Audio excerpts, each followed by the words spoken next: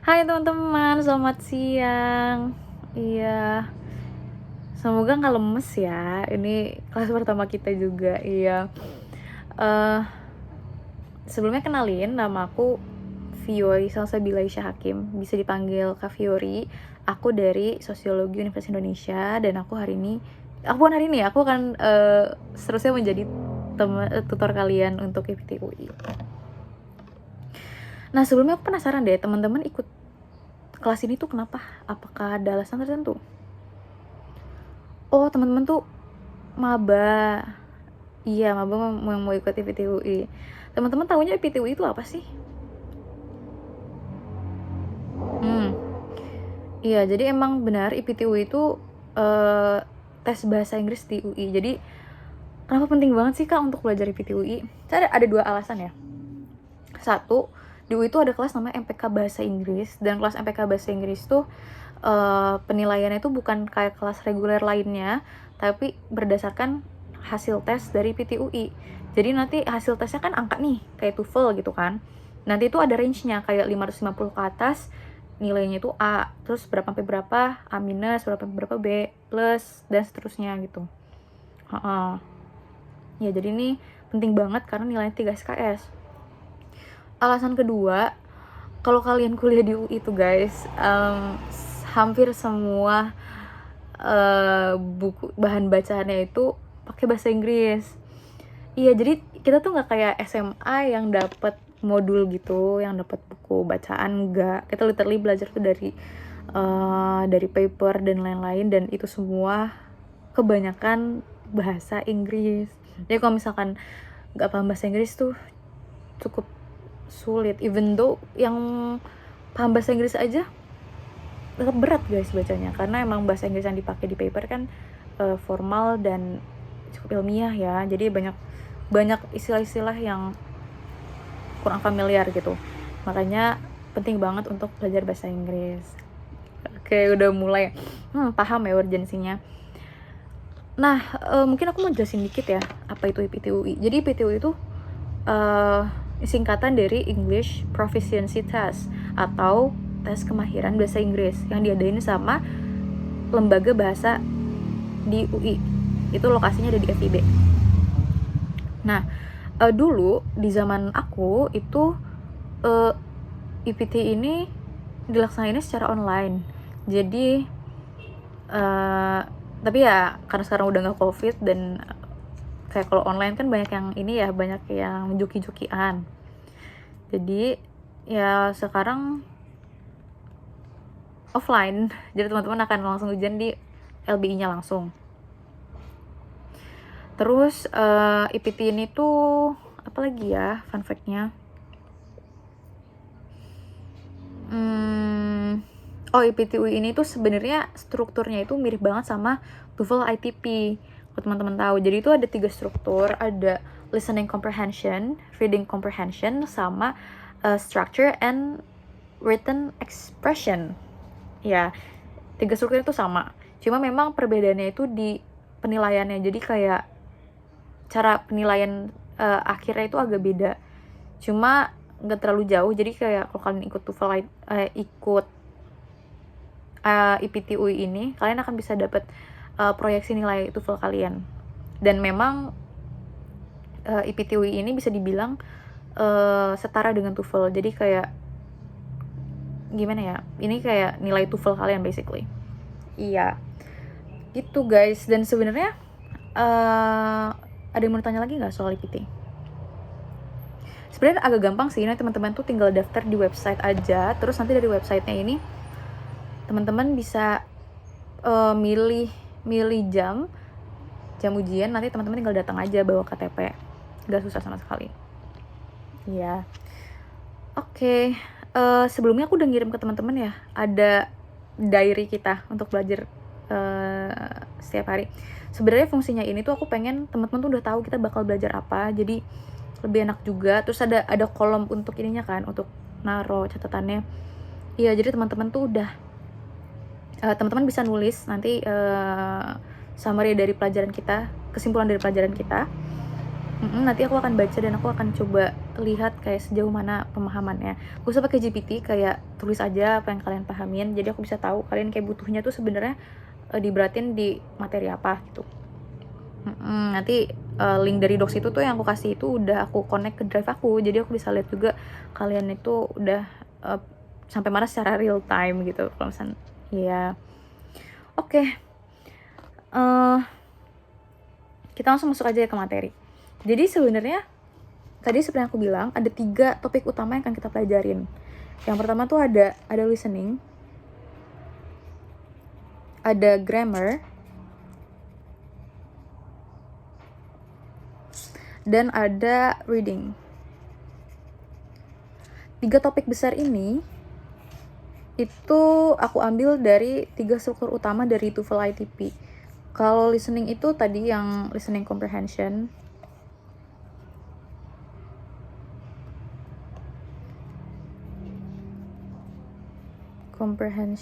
Kalau yang grammar itu yang structure and written expression. Kalau yang reading ini dari reading comprehension.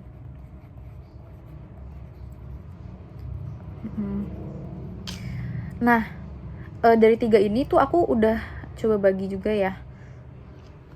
Ini kayak agak ganggu nih timernya.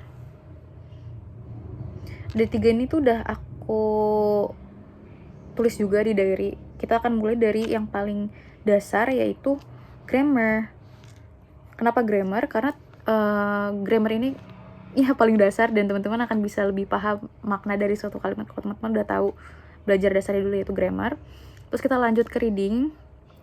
Kenapa reading? Karena untuk teman-teman bisa paham isi sebuah percakapan di listening, teman-teman bukan harus sih, tapi lebih mudah kalau teman-teman bisa memvisualisasikannya gitu, memvisualisasikan teksnya, yaitu lewat pelajaran reading. Baru kita masuk ke listening yang ketiga. Untuk pembahasan hari ini kita mulai dari grammar kan.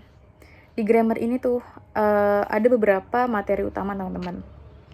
Sebenarnya grammar tuh teman-teman kurang lebih belajarnya tuh sama di pelajaran bahasa Indonesia.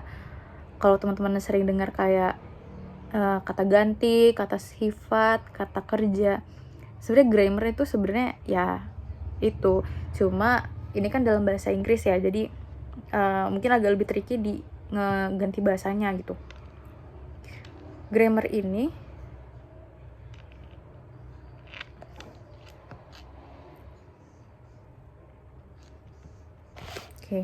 grammar ini tuh ada yang namanya noun. Noun itu bahasa Indonesianya kata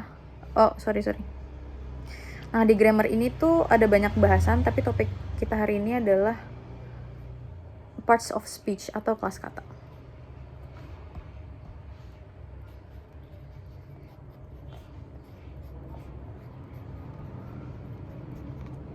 Atau bahasa Indonesianya kelas kata.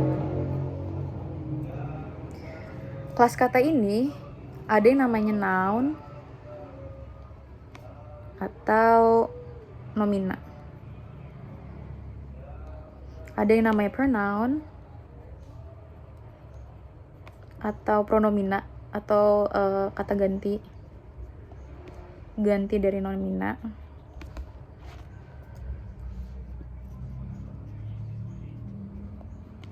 Ada yang namanya verb atau kata kerja.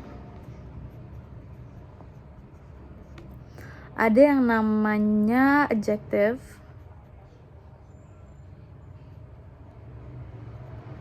atau kata sifat. Ada yang namanya adverb. Adverb tuh kata keterangan.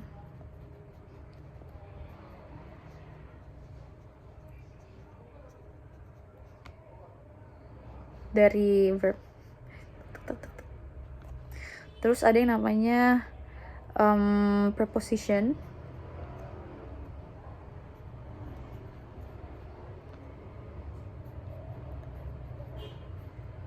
Preposition tuh kata depan. dan ada yang namanya conjunction.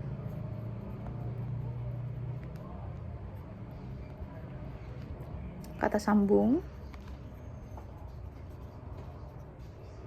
Terakhir ada yang namanya interjection.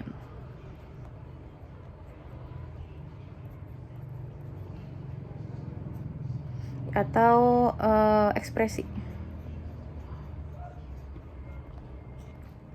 Kita masuk dari ini dulu ya teman-teman, dari yang noun dan pronoun. Hari kita akan ngebahas dulu ini dulu.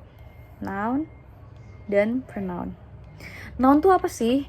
Noun tuh objek, noun itu adalah segala sesuatu yang teman-teman bisa lihat. Oke. Atau bentuknya bisa juga gagasan atau istilah. Contohnya gini, aku bisa melihat dinding adalah noun. Aku bisa melihat lemari adalah noun. Aku bisa melihat kacamata adalah noun. Oke. Terus bisa juga lokasi, kayak misalnya UI adalah noun. Depok adalah noun. Hutan adalah noun. Apalagi ya? Gelang adalah noun. Literally apa yang teman-teman bisa lihat, terus lokasi. Dan istilah atau gagasan. Kalau istilah atau gagasan tuh misalnya kapitalisme, itu noun. Inflasi, itu noun. Oke, jadi noun adalah objek, lokasi, dan gagasan atau istilah. Objek adalah apa yang teman-teman bisa lihat, lokasi ya lokasi, gagasan atau istilah ya gagasan atau istilah. Oke. Nah, kalau teman-teman menyebutkan suatu lokasi atau menyebutkan orang kayak gini, objek seperti ini, yaitu orang, kita seringkali menggantinya dengan kata lain, yaitu kata ganti. Contohnya, aku mau nyebut Alexa, aku nyebutnya kamu. Alexa menyebut dirinya sendiri, aku. Ya, jadi kayak kita tuh menggunakan kata ganti untuk menyebut noun gitu. Bisa tadi aku, kamu, mereka, dia, kita, itu adalah kata-kata ganti. Dalam bahasa Inggris, kata ganti ini lucu teman-teman, karena kita bisa ngapalnya dengan Ayu, Dewi, he, she, it. Ini ya, coba aku tulis. Aku itu kata gantinya I. Kamu kata gantinya you. Mereka kata gantinya they. Kita atau kami kata gantinya we. Terus ada yang terakhir tuh dia. Dia ini dibagi jadi 3 ya teman-teman dalam bahasa Inggris, tergantung gender atau jenis kelamin. Ada he untuk laki-laki.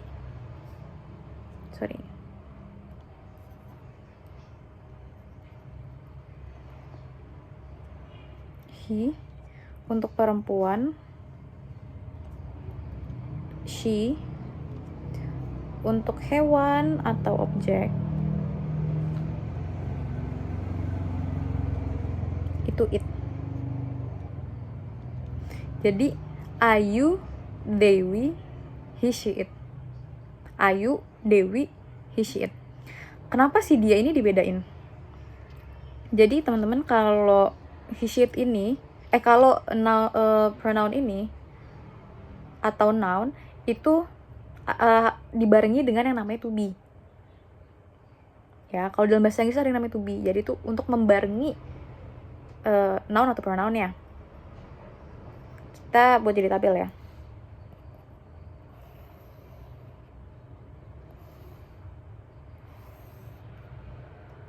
Sini ada noun atau pronoun. Sini ada to be-nya.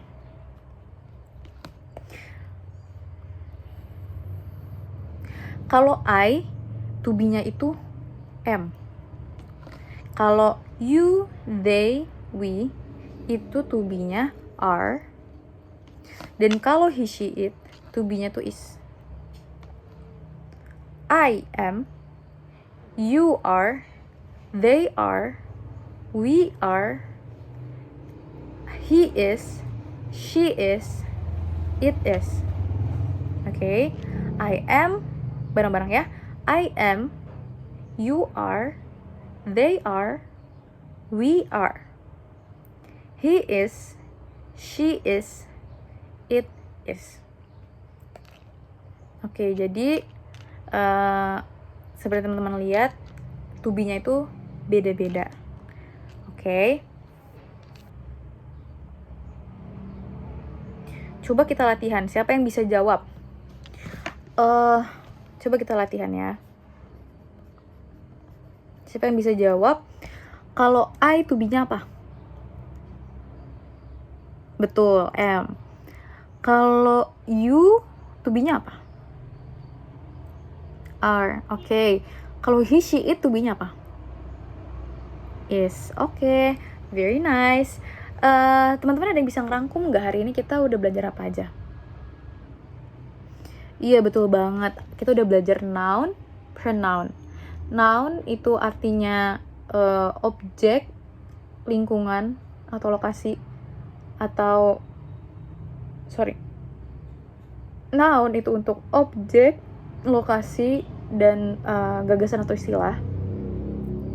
Pronoun adalah kata ganti dari noun yang ada ayu, dewi, he, she, it. Betul banget.